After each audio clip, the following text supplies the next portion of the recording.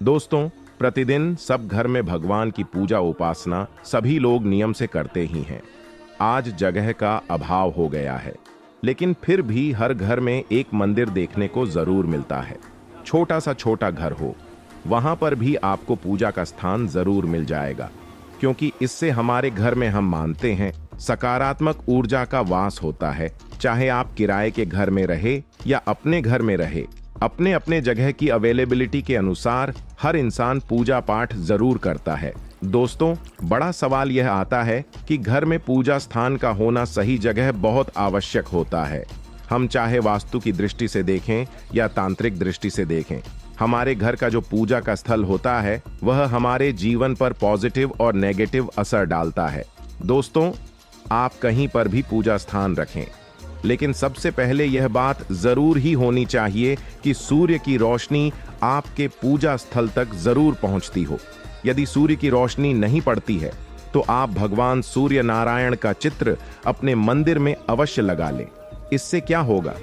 अदृश्य रूप से आपके घर के मंदिर में सूर्य की रोशनी पड़ती है और नकारात्मक ऊर्जा का आभास भी नहीं होता। हमारी पूजा भी सफल होती है। पूजा करते समय आपका मुख किस दिशा में हो, भगवान की प्रतिमा का मुख किस दिशा में हो, यह भी विशेष रूप से अगर ध्यान रखा जाए तो सही फलों की प्राप्ति कराता है। दोस्तों, वैसे तो हम क्या मानते हैं कि किसी भी स्थान में किसी भी दिशा में भक्ति भाव से अगर हम पूजन करें तो वह सफल होता है। लेकिन जब हम वास्तु की बात करते हैं तो मकान के जो उत्तर पूर्व दिशा में होता है स्थान, वह सबसे सर्वोत्तम माना गया है। दोस्तों, इस स्थान पर पूजा स्थल होने से माना जाता है कि घर में शांति बनी रहती है, सुकून होता है, धन प्रसन्नता और स्वास्थ्य का लाभ मिलता है। उत्तर पूर्व दिशा का महत्व बताते हुए वास्तु में कहा जाता है कि जब वास्तु भगवान को धरती पर लाया गया था तो उनका शीर्ष यानी उनका मस्तक उत्तर पूरब दिशा में था। इसलिए इस दिशा को सबसे श्रेष्ठ माना गया है। और यह दिशा और भी इंपॉर्टेंट क्यों है? क्योंकि सूर्य की पवित्र किरणें भी हमें इसी दिशा से मिलती हैं, जो कि हमारे घर में वहां की पूजा स्थल के वातावरण को सकारात्मक ऊर्जा से भर देती है। दोस्तों, आप चाहे जॉइंट फैमिली में रहते हो सकता है कई फैमिलीज में आजकल होता है कि परिवार एक होता है, बंटवारा हो जाता है भाई भाई का, लेकिन और सभी लोग एक ही घर में कई सारे पूजा घर बना लेते हैं। ऐसी मिस्टेक आपको नहीं करनी चाहिए। हो सकता है आपके घर में बंटवारा हो गया हो, अलग अलग रूम में रहते हैं, लेकिन एक ही मकान में एक ही घर में आपको एक ही पूजा रूम रखना चाहिए। नहीं तो जितने मेंबर्स हैं परिवार के, यह नहीं देखेंगे भगवान कि कौन से मेंबर पर परेशानी आ रही है, घर में परेशानियां बढ़ने लगती हैं। सभी के लिए दोस्तों, ईशान कोण वैसे भी देवताओं का स्थान माना गया। ईशान कोण यानी north east corner of the house भगवान शिव का वास होता है। देव गुरु बृहस्पति केतु की दिशा भी ईशान कोण बताई गई है और इसीलिए इस कोण को पूजा पाठ के लिए, अध्यात्म के लिए सबसे बेहतर माना जाता है। किस्मत के धनी होते हैं वह लोग जिनका मंदिर ईशान कोण में होता है। साक्षात भगवान की कृपा बरसती है, देवी देवताओं की कृपा बरसती है, ईश्वर खुशी से प्रसन्न होकर नृत्य करते हैं। दोस्तों, ध्यान रखें, अगर पूजा रूम चाहे एक जगह हो, आप एक ही रूम में हो, लेकिन उसको हमें हमेशा आपको ढक कर रखना चाहिए। लेकिन ज्यादा लंबे समय तक अगर दरवाजा आदि भी है, पर्दा आदि भी है, समय समय पर जैसे आप उठते हैं वैसे भगवान के मंदिर को खोले, जैसे आप सोते हैं वैसे ही भगवान को शयन कराएं। इस प्रकार से आपको उनकी देखभाल करनी चाहिए, नहीं तो दोषकाक परिणाम प्राप्त होते हैं। कुछ लोग क्या करते हैं, पूजा घर के आसपास गंदगी रखते हैं, पर्दा लगा दिया, भूल गए, भगवान को खोला नहीं, चारों तरफ वातावरण में शोरगुल होता रखता है। ऐसा पूजा रूम दो युक्त होता है, चाहे वह वास्तु सम्मत क्यों ना हो, लेकिन ऐसे स्थान पर आकाश तत्व और वायु तत्व प्रदूषित हो जाते हैं, जिसके कारण इस पूजा कक्ष में बैठकर पूजन करने वाले व्यक्ति की एकाग्रता भंग होती है और पूजा का शुभ फल प्राप्त नहीं होता। इसलिए जब भी आप पूजा करने बैठे, ध्यान रखें आपके आसपास के वातावरण में शांति हो, तभी पूजन करने आपको बैठना चाहिए।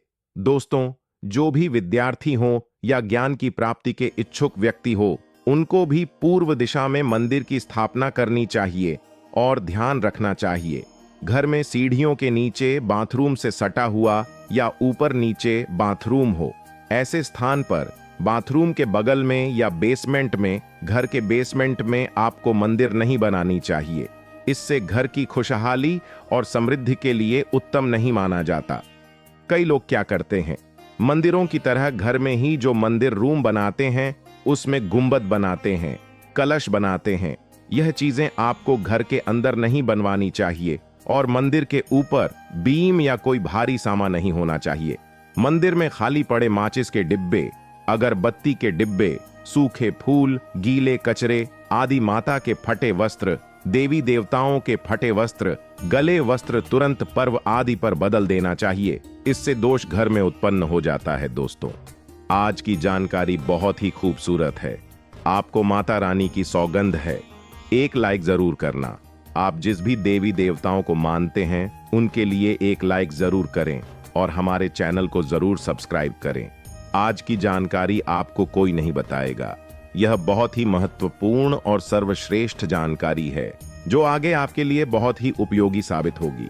दोस्तों, पूजा में आपको ध्यान रखना चाहिए कुछ बातें कि बीच में जब भी आप भगवान की अरेंजमेंट करेंगे तो सबसे पहले रोज सुबह ध्यान रखें, पंचदेव की पूजा आपको जरूर करनी चाहिए। पंचदेव कौन कौन है? सूर्य, गणपति, शिवजी, विष्णु और मां दुर्गा। और ध्यान देना चाहिए कि पूजा स्थल पर बीच में भगवान गणेश की तस्वीर या मूर्ति जरूर होनी चाहिए।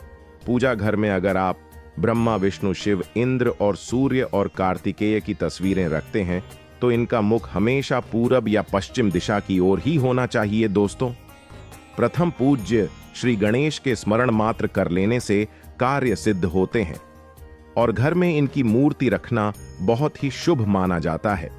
अधिकांश घरों में आप देखते होंगे बहुत सारी मूर्तियां होती हैं, लेकिन ध्यान रखें कि गजानन की मूर्तियों की संख्या 1, 3 या 5 नहीं होनी चाहिए।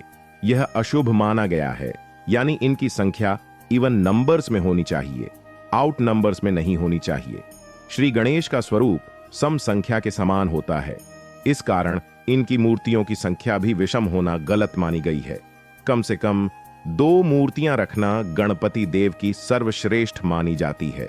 पूजा घर में गणेश जी की मूर्ति का मुख, कुबेर की मूर्ति का मुख और दुर्गा मां का मुख दक्षिण दिशा की ओर होना चाहिए। घर के मंदिर में मां दुर्गा या अन्य किसी देवी की मूर्ति की संख्या 3 नहीं होनी चाहिए, यह अशुभ माना जाता है। और यदि आप चाहें तो 3 से कम या ज्यादा मूर्तियां घर के मंदिर में रख सकते हैं। दोस्तों, मूर्तियों के संबंध में श्रेष्ठ बात यही होती है कि मंदिर में किसी भी देवता की एक से अधिक मूर्ति ना हो। अलग अलग देवी देवताओं की एक एक मूर्तियां रखी जा सकती हैं। पूजा घर में हनुमान जी का मुख नरत कोण में होना चाहिए। घर के मंदिर में हनुमान जी की मूर्ति की संख्या 1 ही होनी चाहिए, क्योंकि बजरंग बली को रुद्र का अवतार मानते हैं, यानी शिव का अवतार मानते हैं। और घर में शिवलिंग भी एक ही होना चाहिए। मंदिर में अगर आप रखते हैं तो हनुमान जी की प्रतिमा बैठे हुए हनुमान जी की प्रतिमा रखना सर्वश्रेष्ठ होता है। दूसरे किसी भाग में रख रहे हैं तो हनुमान जी की मूर्ति नहीं, ऐसी फोटो रखी जा सकती है जिसमें वह खड़े हुए हों। घर के दरवाजे के पास नॉर्थ दिशा में आप उड़ते हुए हनुमान जी की फोटो रख सकते हैं। यह नौकरी इत्यादि के लिए सर्वश्रेष्ठ होती है। दोस्तों, ध्यान रखें, पति पत्नी का जो शयन कक्ष है, अगर उसी में आपने बनाया हुआ है, आपने साइड में मंदिर, तो आपको हनुमान जी की मूर्ति या फोटो उसमें नहीं लगानी चाहिए। आप वहां पर राधा कृष्ण का फोटो लगा सकते हैं। इस बात का हमेशा ध्यान रखें कि आप अपने घर के मंदिर में जिन भी मूर्तियों को रखते हैं उनमें एक मूर्ति से दूसरी मूर्ति का 1 इंच का फासला जरूर होना चाहिए। इसके अलावा 2 भगवान की मूर्ति कभी भी आमने सामने नहीं रखनी चाहिए, नहीं तो आपके जीवन में तनाव हो सकता है। इससे पूजा का फल आपको नहीं मिलेगा। दोस्तों, पूजा घर में कई बार क्या होता है, किसी मंदिर में गए, कोई पंडित जी ने दे दिया, प्राचीन मंदिर से लाई गई प्रतिमा या स्थिर प्रतिमा जो पहले स्थिर थी, उन प्रतिमा को अपने घर पर स्थापित आपको नहीं करना चाहिए। कोई दे भी देता है तो आपको इसका विसर्जन कर देना चाहिए। दोस्तों, वास्तु विज्ञान में स्ट्रिक्टली मना किया जाता है कि भैरव भगवान की मूर्ति घर में नहीं रखनी चाहिए। हालांकि शिव भगवान धन का रूप होते हैं, लेकिन फिर भी वह तामसिक देवता होते हैं। कुछ लोकतंत्र मन की साधना के लिए इनको घर में रख लेते हैं, लेकिन यह गलत है। भगवान शिव का एक और रूप होता है नटराज, और वास्तुशास्त्र के अनुसार नटराज रूपाली।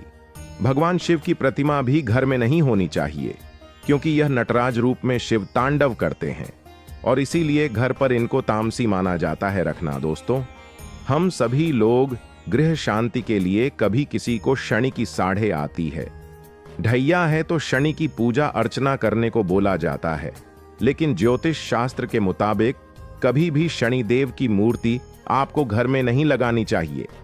शनि की तरह ही ज्योतिष शास्त्र में राहु केतु की भी मूर्ति घर पर नहीं रखी जाती, क्योंकि राहु केतु दोनों छाया ग्रह होने के साथ साथ पाप ग्रह भी होते हैं। दोस्तों, घर के मंदिर में हमेशा भगवान की सौम्य रूप वाली मूर्तियां रखें। यहां तक कि ऐसे में मां दुर्गा के कालरात्रि का जो स्वरूप है, मां काली की डरावनी मूर्ति होती है, वह भी घर में नहीं रखनी चाहिए।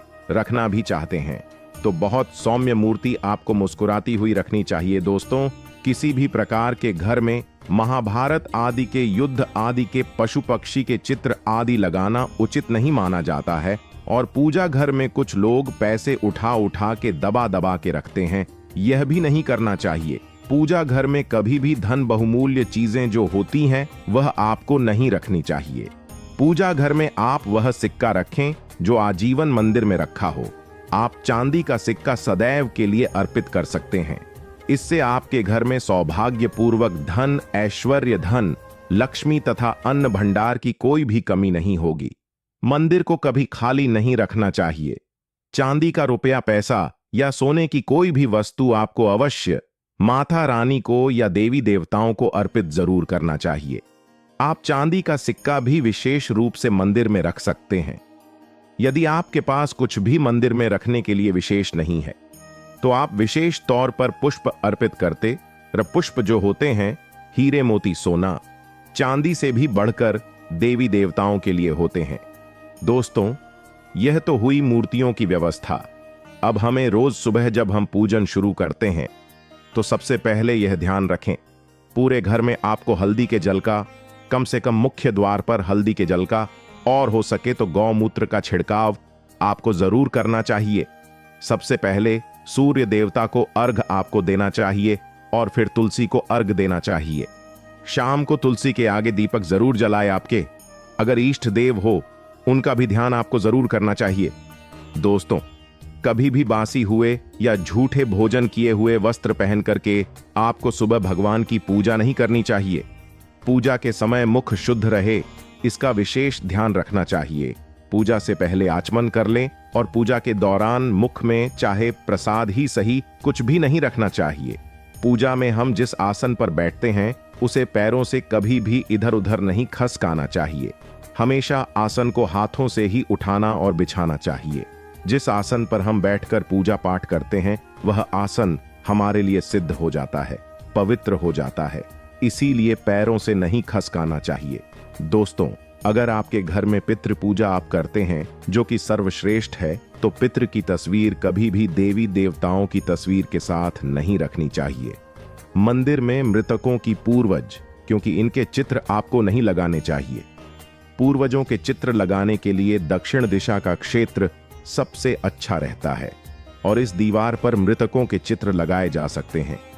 उनके सामने भी नियमित रूप से जल की घंटी या जल का लोटा, जिसको कहते हैं, वह जरूर रखना चाहिए और हर सुबह दक्षिण दिशा में जल चढ़ाकर फिर फ्रेश जल भरकर वापस लौटे को वहीं रख देना चाहिए। रोज सुबह शाम एक दीपक कम से कम उनके नाम का दक्षिण मुखी होकर के जरूर जलाना चाहिए। अगर सुबह शाम दोनों समय नहीं भी सके तो कम से कम शाम के समय आपको यह जरूर करना चाहिए। दोस्तों, और वर्ष भर में जब भी श्रेष्ठ मुहूर्त आते हैं, कोई भी तीज त्योहार होता है, तो पूरे घर में आपको गौमूत्र का छिड़काव करना चाहिए। गौमूत्र के छिड़काव से दो चीजें होती हैं, एक तो वातावरण पवित्र होता है, सकारात्मकता आती है, और दूसरा गौमूत्र बहुत ही चमत्कारी उपाय होता है। इस उपाय से घर पर दैवीय शक्तियों की कृपा बनी रहती है और किसी भी तरह का ब्लैक मैजिक हो, घर पर नेगेटिव एनर्जी जी का वास हो चुका है वह घर से बिल्कुल दूर हो जाते हैं।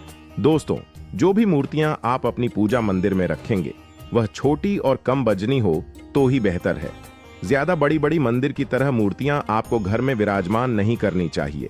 शिवलिंग के लिए बताया जाता है कि अंगूठे के आकार से बड़ा नहीं होना चाहिए, और शिव जी को अगर आप रखते हैं तो शिव परिवार को जरूर ही रखना चाहिए। भगवान का चेहरा कभी भी ढका हुआ नहीं होना चाहिए। यहां तक कि फूल माला से भी कई लोग चेहरा ढक देते हैं, ऐसा नहीं करना चाहिए।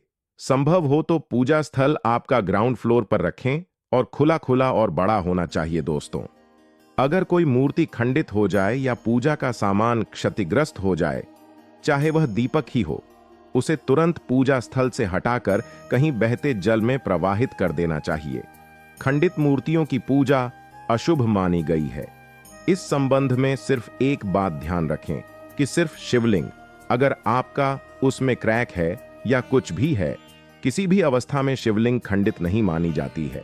भगवान के आगे एक जल का लौटा हमेशा रखना चाहिए, और हो सके तो तुलसी पत्र, जो भी विष्णु भगवान राम जी हो या विष्णु भगवान के स्वरूप हो, कृष्ण हो, हनुमान हो, इन सभी को आपको तुलसी दल रोज जरूर चढ़ाना चाहिए। दोस्तों, मिनट ही सही, पर पूजा सुबह सुबह दिन की शुरुआत करने के पहले आपको ध्यान करना, आसन देना, भगवान को स्नान करवाना, धूप दीप करना, अक्षत चावल चढ़ाना, कुमकुम चंदन चढ़ाना, पुष्प चढ़ाना, प्रसाद चढ़ाना, यह जो जितना भी आप कर सके थोड़ा बहुत ही सही आपको जरूर करना चाहिए। सभी प्रकार की पूजा में चावल विशेष रूप से चढ़ाए जाते हैं, लेकिन पूजा के चावल हमेशा अक्षत होने चाहिए, यानी अखंडित होने चाहिए। पूरे चावल, बिना टूटे हुए चावल आपको चढ़ाने चाहिए। हो सके तो इन्हें हल्दी से पीला करके रखें। कैसे पीला करते हैं? हल्दी से थोड़े से पानी में हल्दी को घोल लें, फिर इन चावलों को उसमें मिक्स कर दें, उसके बाद उसको फैलाकर सुखा लें और इसके बाद इसको स्टोर करके आप रख लें। इस तरह से पीले चावलों से अगर आप पूजन करते हैं तो माना जाता है यह बहुत ही धनदायी होता है। दोस्तों, रोज आपको पूजा में 2 दीपक जरूर जलाने चाहिए, एक घी का दीपक और एक तेल का दीपक। घी का दीपक दाहिनी ओर यानी कि राइट हैंड साइड में जलाना चाहिए और तेल का दीपक बाईं ओर चलाना चाहिए। घी के दीपक के लिए सफेद रुई की बाती का उपयोग किया जाना चाहिए और तेल के दीपक के लिए हो सके तो लाल धागे की बाती सर्वश्रेष्ठ बताई गई है। जिस दीपक में आप तेल डालेंगे उसमें 2 लौंग और 2 कपूर आप जरूर डालें। यह काम करने से घर पर नजर, बुरी नजर या जो भी गलत चीजें होती हैं वह आपके घर से दूर हो जाती है। यहां तक कि भगवान शिव कहते हैं, जलता हुआ दीपक घर में अकाल मृत्यु तथा दुर्घटनाओं से बचाता है। दोस्तों, दीपक हमेशा ध्यान रखें, भगवान की प्रतिमा के ठीक सामने लगाना चाहिए। शाम को आपके घर में लक्ष्मी प्राप्ति के लिए गग की धूप, नजर बाधा आदि के लिए, टोने टोटके के लिए लोबान की धूप और सुख शांति के लिए तेज पत्ता जरूर जलाना चाहिए। तेज पत्ता जो होता है जिसे हम खाने में डालते हैं वही होता है तेज पत्ता। दोस्तों, मंदिर आप कभी भी शयन कक्षा, बेडरूम में बनाना ही नहीं चाहिए, और अगर किसी कारणवश आप बना लेते हैं तो पर्दा से ढक करके उसको जरूर रखना चाहिए। एक लकड़ी का हो सके तो हल्का पार्टीशन दे दे, यह ज्यादा अच्छा रहता है पति पत्नी के लिए। यदि एक कमरे की व्यवस्था हो और कोई जगह नहीं हो तो मंदिर आप पूजा करने के बाद पूरा ढक दें। मंदिर आप शयन कक्षा में भी रख सकते हैं, पर शर्त यह है कि आपको मंदिर ढककर सोना चाहिए और सिर्फ पूजा करते समय ही खोलना चाहिए और कुछ समय बाद वापस पर्दा ढक देना चाहिए। इससे आपकी पूजा पाठ भी सफल होगी और मंदिर को दूसरी ओर ले जाने का भय भी आपको नहीं सताएगा, दोष भी नहीं लगेगा। दोस्तों, रात के समय स्पेशली मंदिर पर पर्दा कर देना चाहिए। पूजा में बासी फूल पत्ते अर्पित नहीं करने चाहिए। हमेशा स्वच्छ और ताजे जल का ही उपयोग करें और भगवान देवी देवताओं के ऊपर चढ़ाए गए हार, फूल, पत्तियां आदि जो भी आप चढ़ाते हैं उनको कभी भी बिना धोए अर्पित नहीं करना चाहिए। एक बार पहले साफ पानी से जरूर धो लें। जब भी फूल चढ़ाएंगे तो दाएं हाथ की अनामिका और अंगूठे की सहायता से आपको फूल अर्पित करने चाहिए और चढ़ाए हुए फूल को अंगूठे और तर्जनी की सहायता से उतारने चाहिए। फूल की कलियों को चढ़ाना मनाही होता है। कभी भी फूल की कलियां भगवान पर नहीं चढ़ा चाहिए, लेकिन यह नियम कमल के फूल पर लागू नहीं होता है। दोस्तों, कभी भी मंदिर का कूड़ा कचरा, अगरबत्ती के डिब्बे, माचिस के डिब्बे, सड़े हुए फूल तथा मैले वस्त्र गंगा मैया में विसर्जित नहीं करना चाहिए। इससे गंगा मैया नाराज हो जाती है। शास्त्रों में एक कथा आती है। गंगा में जब लोग सड़े गले वस्त्र और सड़ी चीज विसर्जित करने लगे थे, तब माता गंगा भगवान शिव के पास रोते हुए गई थी। तब भगवान शिव ने क्रोधित होकर ऐसा वरदान गंगा माता को दिया था कि जो भी व्यक्ति अपवित्र चीजें गंगा में विसर्जित करे, उसको मेरा भयंकर श्राप लगेगा।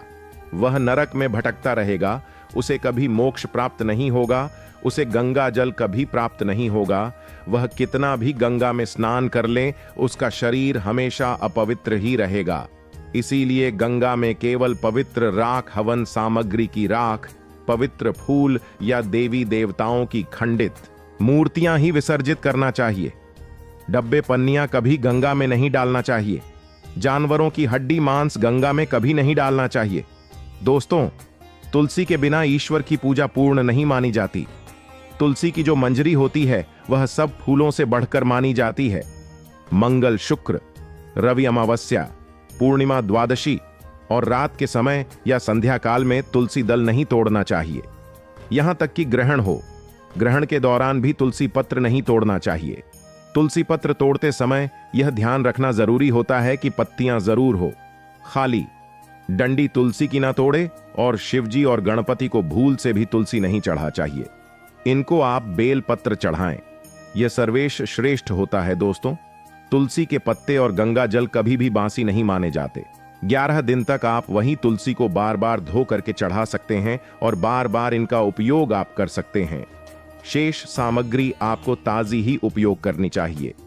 यदि कोई फूल सूख गया हो, गिर गया हो या खराब हो, या जमीन से गिरा हुआ आपने उठाया हो, तो उसको भगवान को अर्पित नहीं करना चाहिए। दोस्तों, वास्तुशास्त्र के अनुसार जिन देवताओं के 2 से ज्यादा हाथों में अस्त्र हो, उनके चित्र आपको घर पर नहीं लगाने चाहिए। और सबसे महत्वपूर्ण बात यह है कि जब भी पूजा करें तो घर के सभी कोनों में एक बार घंटी जरूर बजानी चाहिए। पूरे घर में घूम के घंटी बजाएं, या फिर आप चाहें तो शंख बजा सकते हैं। शंख ध्वनि करें, इससे सारी नकारात्मक ऊर्जा आपके घर से बाहर चली जाती है और आपके घर में सकारात्मक ऊर्जा का संचार होता है। आप अपने घर के मंदिर में पूजा करने के लिए शंख अगर रखते हैं तो ध्यान रखें, कभी भी घर में 2 शंख नहीं होने चाहिए। एक शंख को तुरंत हटा दे अगर ऐसा आपने करके रखा हो। तो दोस्तों, घर के आसपास अगर आपके कोई मंदिर है तो उसमें स्थापित देवी देवता पहला तो होना ही नहीं चाहिए। घर के बिल्कुल सटा हुआ या आसपास कोई मंदिर, और अगर है भी तो उसमें स्थापित देवी या देवता का चित्र आपको मुख्य द्वार पर लगाना चाहिए। घर में जिस स्थान पर मंदिर होता है वहां पर जूठन, तामसी भोजन, नशे की चीजें, चमड़े से बनी हुई चीजें, जूते, चप्पल, दवाई आदि नहीं लेकर के जानी चाहिए, क्योंकि दवाइयां आधे से ज्यादा मांस की बनी होती हैं। दोस्तों, पूजा घर के निकट और भवन के ईशान कोण में झाड़ू या कूड़ादान नहीं रखना चाहिए, और संभव हो तो पूजा घर को साफ करने का झाड़ू पोछा भी आपको अलग रखना चाहिए। जिस कपड़े से भवन के अन्य हिस्से का पोछा लगाया जाता है वह पूजा घर में उपयोग नहीं लाना चाहिए। मंदिर में कभी भी पुरानी कबाड़ आदि को नहीं रखना चाहिए, और पुरानी हो चुकी फूल मालाएं, अगरबत्तियां, धूप की राख, माचिस की तिलियां कई लोगों में आदत होती है इकट्ठी करने की, कभी भी इनको इकट्ठा करके नहीं रखना चाहिए। हाथों हाथ किसी गमले में डाल दें या कूड़े में आपको डाल देना चाहिए। दोस्तों, हमेशा पूजा के बाद आपको परिक्रमा जरूर करनी चाहिए। अपने स्थान पर एक बार घूम लें, और नहीं तो अगर आप भगवान की अलग अलग देवी देवताओं की अलग परिक्रमा करना चाहते हैं तो भगवान सूर्य की 7, श्री गणेश की 3, विष्णु भगवान की 4 और शिव जी की आधी परिक्रमा करनी चाहिए। दोस्तों, अब हम बात कर लेते हैं मैन वाली की मुख किशोर होना चाहिए।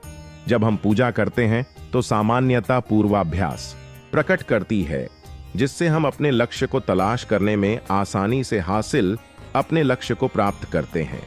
दोस्तों, वास्तु में पश्चिम की तरफ पीठ करके यानी पूर्वा अभिमुख होकर बैठना ज्ञान प्राप्ति के लिए श्रेष्ठ माना जाता है।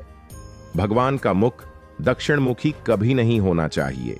यह ध्यान रखें, पूर्व, पश्चिम और उत्तर मुखी भगवान हो सकते हैं। जब हम तंत्र शास्त्र की बात करते हैं या कर्म कांडों की बात करते हैं तो इसमें लक्ष्मी की जो प्राप्ति के लिए पूजन करना चाहते हैं उनको पश्चिम मुख होकर के अर्चना करनी चाहिए।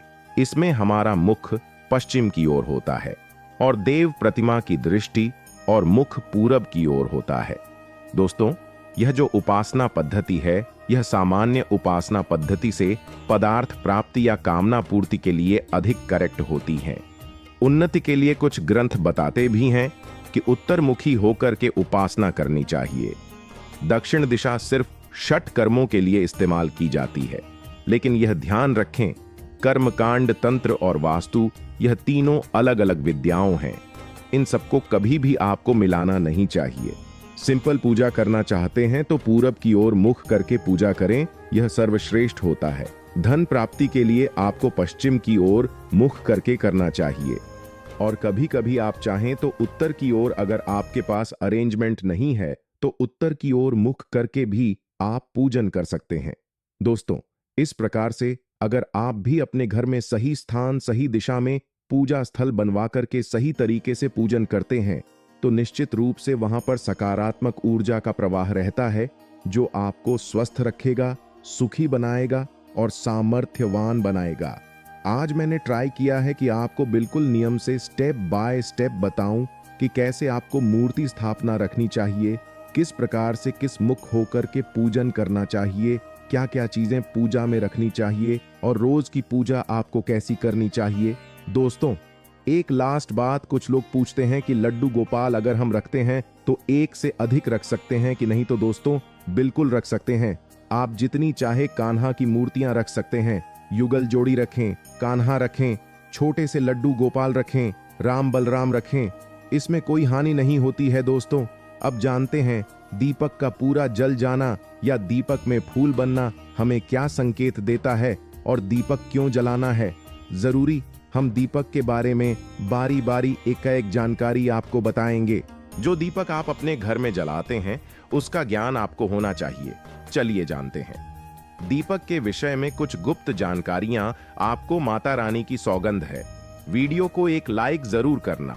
आपका एक लाइक बहुत ही कीमती है। चमकते सितारे की तरह अपना भाग्य चमचमाते हुई देखने के लिए घर में दीपक का यह प्रयोग जरूर करें। घर में जलता हुआ दीपक है तो जीवन है, क्योंकि दीपक ही हमारा जीवन बचाता है। जहां होता है जलता हुआ दीपक, वहां धन भी खींचा चला आता है। आज हम दीपक से जुड़ी कई महत्वपूर्ण जानकारी आपको देने वाले हैं। वीडियो के अंत तक बने रहना। आज हम दीपक से जुड़ी हुई कुछ रहस्यमयी बातों के बारे में जानेंगे। उस दीपक के बारे में जिसे हम पूजा करते समय या पूजा घर के मंदिर में या घर के बाहर के मंदिर में जलाते हैं। आप अपने घर के मंदिर में या फिर बाहर के मंदिर में पूजा तो जरूर करते होंगे और पूजा करते समय दीपक जलाने का नियम भी आपको पता होगा। आपको पता होगा कि जिस दीपक को आप जिस भगवान का नाम लेकर जलाते हैं, कहीं वह दीपक कुछ गलत संकेत तो नहीं दे रहा है। आपके दीपक की बाती पूरी जल जाती है या फिर दीपक में घी और अध जली बाती बच जाती है और कहीं आपके दीपक की बाती पर फूल तो नहीं बनता। और तो और दीपक की बाती पर फूल बन जाने का क्या मतलब होता है? तो क्या आप जानते हैं कि दीपक की बाती का पूरा जल जाना और बच जाना क्या संकेत देता है? कहीं आपके जीवन की सभी परेशानियों की वजह आपकी जराई हुई दीपक से तो नहीं जुड़ी हुई है। कहीं आप पहले से जले हुए दीपक में तो बात नहीं जलाते हैं। और क्या आपके पूजा का दीपक पुराना है या नया? आखिर कितने सालों से उस दीपक का इस्तेमाल कर रहे हैं? कहीं आपकी की तो आदत नहीं है थोड़े दिनों के बाद दीपक को बदल देने की। तो दोस्तों, आपको जानकर हैरानी होगी कि आप अपने पूजा घर के मंदिर में दीपक जलाते समय अगर यह गलती करते हैं तो आपको इसका परिणाम भुगतना ही होगा।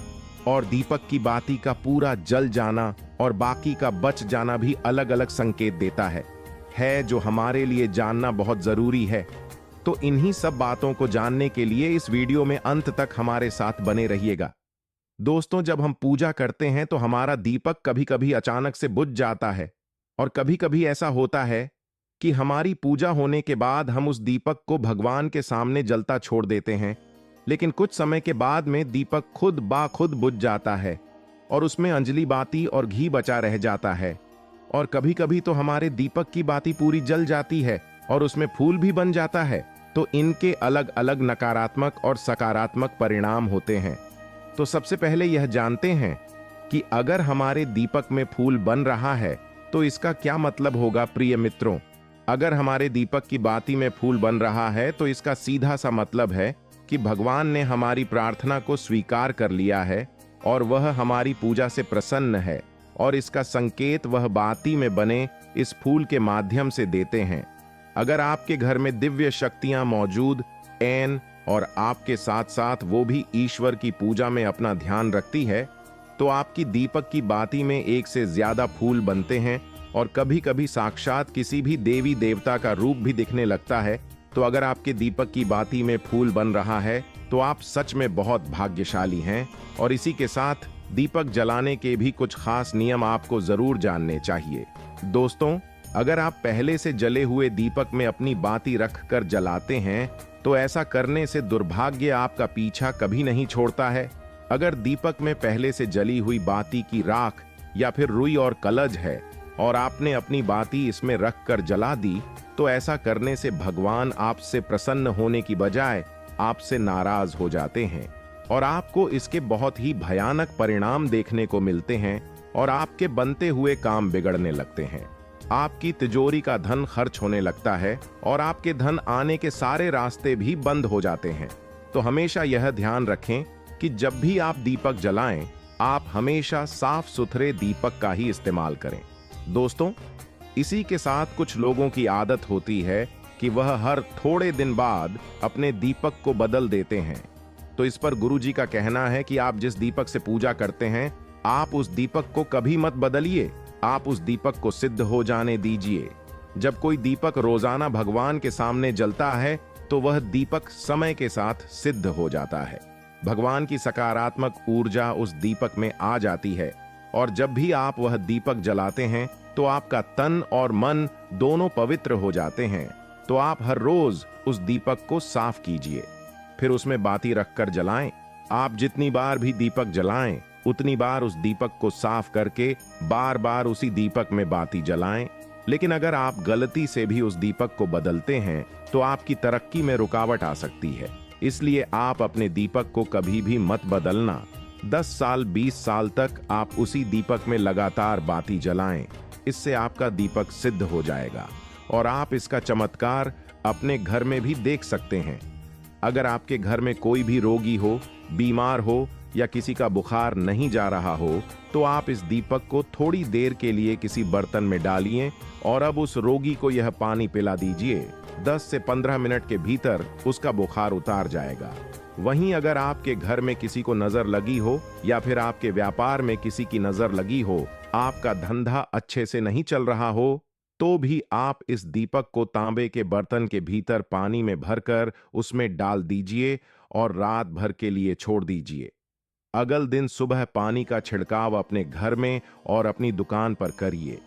ऐसा करने से आपको साफ साफ परिणाम दिखाई देंगे, क्योंकि जब हम लगातार एक ही वस्तु का प्रयोग अपनी पूजा में करते हैं तो वह वस्तु शुद्ध हो जाती है। भगवान की जो ऊर्जा होती है वह उस वस्तु में समा जाती है। तो कभी भी अपने मंदिर के दीपक को बदलने की गलती ना करें। दोस्तों, अगर आपके मंदिर का दीपक टूट जाता है या फिर खराब हो जाता है या खंडित हो जाता है, आप तभी उस दीपक को बदल सकते हैं। लेकिन फिर भी आप उस दीपक को ना फेंकें, बल्कि इसे अपने घर में संभाल कर रखें, क्योंकि यह भगवान की सकारात्मक ऊर्जा का भंडार होता है। वहीं अब आपको यह भी बता देते हैं कि अगर आपके दीपक की बाती पूरी नहीं जलती है, आपके दीपक में ही बच जाती है, तो इसका क्या परिणाम होता है। तो सबसे पहले यह देखिए कि अगर आप किसी भी पेड़ पौधे की पूजा कर रहे हैं और पूजा में जलाया हुआ दीपक पूरा नहीं जलता या फिर उसमें ही बच जाता है, तो इससे आपके घर में बीमारियां घर बना लेती हैं और यह बीमारी कभी भी आपका पीछा नहीं छोड़ेगी। तो जब भी आप किसी भी पेड़ पौधे की या मंदिर के बाहर किसी भी जगह की पूजा करें, तो यह ध्यान रखें कि उसकी बाती पूरी जले और उस बर्तन में भी ना बचे, क्योंकि यह आपकी अच्छी सेहत के लिए बहुत ही ज्यादा अच्छा प्रभाव देगा। वहीं अगर आपके घर के मंदिर में दीपक की बाती पूरी नहीं जलती है, पूजा करते समय दीपक बार बार बुझ जाता है, तो जरूर आपके घर में नकारात्मक ऊर्जा का वास है और यह आपकी पूजा में विघ्न डालने का काम करती है। दोस्तों, हमारे घर में अगर कोई बुरी शक्ति होती है या फिर कोई ऐसी ऊर्जा होती है जो यह नहीं चाहती कि आपके घर में भगवान की कृपा हो और आपके घर में सकारात्मक ऊर्जा हो, तो यह आपकी पूजा सफल नहीं होने देती। क्योंकि दोस्तों, एक वातावरण में एक ही तरह की ऊर्जा रह सकती है, या तो सकारात्मक या नकारात्मक, और जो बुरी शक्तियां होती हैं वह यह कभी भी नहीं चाहती कि आपके घर में देवी शक्तियों का वास हो। क्योंकि अगर आपके घर में भगवान ने अपनी कृपा की तो उन बुरी शक्तियों और ऊर्जाओं को आपके घर से जाना पड़ेगा। तो यह बुरी शक्तियां हमेशा इसी कोशिश में रहेगी कि आपकी पूजा में रुकावटें आएं और इन्हीं के प्रभाव से हमारा दीपक बार बार बुझ जाता है या फिर हमारे दीपक की बाती ही पूरी नहीं जलती। तो इस सब से बचने के लिए आपको क्या करना है कि सच्चे मन से भगवान का स्मरण करना है, और जब भी आप दीपक जलाएं तो भगवान से सबसे पहले यह प्रार्थना करें कि के आसपास जितनी भी नकारात्मक ऊर्जा हो वह आपसे दूर रहे, भगवान की कृपा आप पर बनी रहे। साथ ही ऐसी शक्तियों से बचने के लिए जब भी आप दीपक जलाएं तो गंगा जल से एक गोल घेरा बना लेने और इस गोल घेरे में दीपक को रखें। क्योंकि दोस्तों, गंगा जल बहुत ही पवित्र माना गया है और महादेव का वरदान भी गंगा जल को मिला हुआ है। तो गंगा जल में सबसे पहले तो कोई भी बुरी शक्ति प्रवेश नहीं कर सकती, इसलिए कभी भी गंगा जल खराब नहीं होता और गंगा जल हर तरह की ऊर्जा को सकारात्मक ऊर्जा में बदल देता है। और अगर आप गंगा जल से बने हुए गोल घेरे में दीपक को रखेंगे तो यह आपकी पूजा में किसी भी शक्ति को बाधा नहीं बनने देगा और कोई भी नकारात्मक शक्ति आपकी दीपक को बुझा नहीं पाएगी और आप निर्वाह अपनी पूजा संपन्न कर पाएंगे और देवी शक्तियां भी आपके जीवन में अपनी कृपा और आशीर्वाद बनाए रखेगी। अगर मान लीजिए आपकी कोई विशेष मनोकामना है और आपकी कोई मनोकामना आप चाहते हैं कि पूरी हो जाए और बहुत लंबे समय से, बहुत ज्यादा वक्त से आपकी वह समस्या बनी हुई है, आपकी कोई मनोकामना है जो पूरी नहीं हो पा रही है, तो आपको यह सरल सा उपाय जरूर कर लेना चाहिए। चाहे आपकी कैसी भी मनोकामना हो, जैसे मान लीजिए आपके जीवन में संतान सुख आपको प्राप्त नहीं हो पाया है और आप चाहते हैं कि आपको संतान की प्राप्ति हो जाए, या फिर आप एक अच्छे जीवन साथी की कामना करते हैं, आपके विवाह से जुड़ी कोई समस्या है, धन से जुड़ी कोई समस्या है। कहने का मतलब है कि हर प्रकार की समस्या का उपाय है। यह एक छोटा सा उपाय, तो दोस्तों यह उपाय बहुत ही ज्यादा खास उपाय है। क्योंकि यह आपकी हर प्रकार की समस्या को समाप्त करता है और आपकी जो भी मनोकामना है उसे पूरी करता है। इसलिए यह उपाय बहुत ही ज्यादा खास हो जाता है, इसका महत्व बहुत ज्यादा बांट जाता है। तो इस उपाय को करने के लिए आपको लेने हैं सदाबहार के 9 गुलाबी रंग के फूल। ठीक है ना? हम आपको फिर से बता देते हैं कि सदाबहार के गुलाबी वाले फूल आपको 9 लेने हैं और इसी के साथ आपको तांबे के पात्र में, तांबे के लोटे में जल लेना है और यह उपाय करना है आपको सोमवार के दिन। तो यह उपाय आपको सुबह के समय करना है।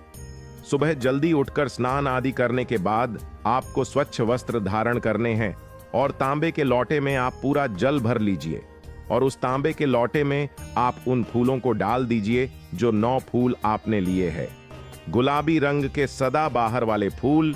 और उसके बाद आपको शिवजी के मंदिर में जाकर, शिवालय में जाकर ओम नमः शिवाय इस मंत्र का जाप करना है पूरे 108 बार। और आपको बता दे, आप श्री शिवाय नमस्तुभ्यम इस मंत्र का जब भी कर सकते हैं तो आपने जो जल लिया है और जो फूल उसके अंदर डाले हैं वह दोनों आपको शिवलिंग पर अर्पित कर देने हैं, चढ़ा देने हैं। और ऐसा करते समय जब आपकी जो भी मनोकामना है उसको आप बोल दीजिए। यह उपाय यदि आप कर लेते हैं तो आपकी कितनी भी बड़ी मनोकामना हो, चाहे कैसी भी समस्या हो, वो समाप्त हो जाएगी और आपकी मनोकामना पूरी हो जाएगी। चाहे जैसी भी आपकी मनोकामना हो, संतान से जुड़ी हो, व्यापार से जुड़ी हो, धन से जुड़ी हो, स्वास्थ्य से जुड़ी हो, कैसी भी आपकी मनोकामना हो। दोस्तों, आपको बता दें, यह उपाय जो व्यक्ति करता है उसके जीवन में चाहे जैसा भी दोष हो, कोई भी वास्तु दोष हो, कोई भी कुंडली दोष हो, वो पूरी तरह से समाप्त हो जाता है। और दोस्तों, आपको बता दें, यह उपाय करना है आपको 5 सोमवार लगातार। ठीक है ना? जब आप पहले सोमवार करेंगे, उसके बाद दूसरे सोमवार, तीसरे सोमवार, चौथे सोमवार, 5वें सोमवार, 5 सोमवार आपको लगातार करना है। बीच में गैपिंग नहीं करना है आपको। ठीक है ना? गैप नहीं देना है।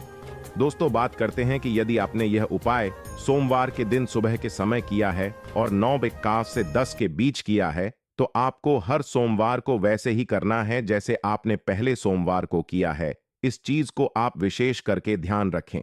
तो दोस्तों, यदि आप इस उपाय को कर लेते हैं तो आप अपनी कैसी भी मनोकामना पूरी कर सकते हैं। इन छोटे सरल से उपायों को करके आपको अपने मन में पूरी सच्ची श्रद्धा और पूरा विश्वास होना चाहिए, तब यह उपाय असर करते हैं। दोस्तों, आज की वीडियो में बस इतना ही। मिलते हैं आपसे एक नई वीडियो के साथ। अगर आपने अभी तक जयकारा नहीं लगाया है तो कमेंट सेक्शन में जयकारा जरूर लगा दीजिए। जयकारा लगाने से आपकी जो भी मनोकामना है वह बहुत जल्दी पूरी होती है। और साथ ही वीडियो को लाइक जरूर कर दीजिए। हमारे चैनल पर पहली बार आए हैं तो सब्सक्राइब करना ना भूलें। मिलते हैं एक नई वीडियो के साथ। हर हर महादेव।